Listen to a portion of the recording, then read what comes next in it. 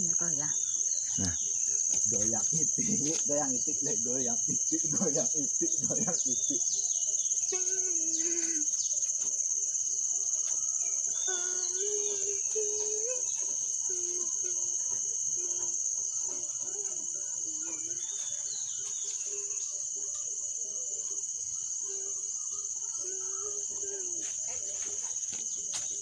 Alah.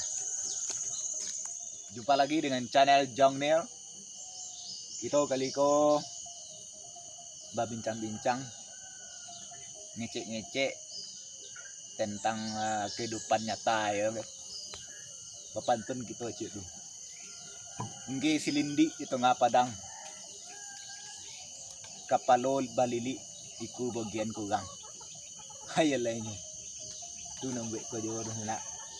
Kini ko yo payah menyebut nak. Payah menyebut dia. Angek diang gitu kan. Nah, dulu yang fenomena gini. Angek diang. Apa angek deh? Paneti. Nah, itu deh. Angek diang gitu kan. Contohnya misalnya angek dia pada itu awak nak membiayai kuliah mau pacar awak mau pacar kan anak cerita.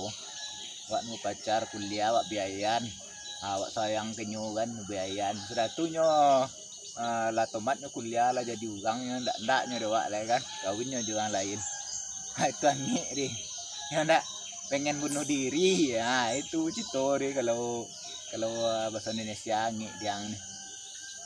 Nah, itu banyak gini intino kan labi itu yang nyentan nih kayaknya ndak leh kojoinya kan ayo lainnya ndak anak nangis cek lele nak dulu kau macam dia dontam bini yang nge deh dontam bini dia boleh menjadi kan kan nge lo deh ewak deh kan atau bini dia loyen ugang nge lo deh ayo lainnya bini ya cu di loyen ugang nge sana ayo lainnya toga itu dulu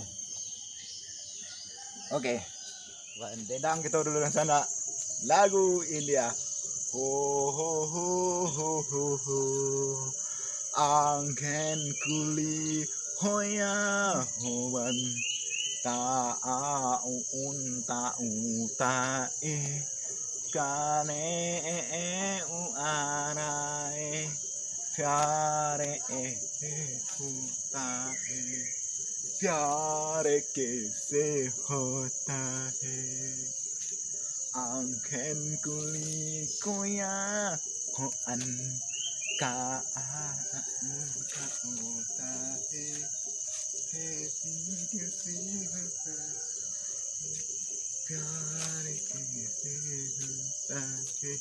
cut nanti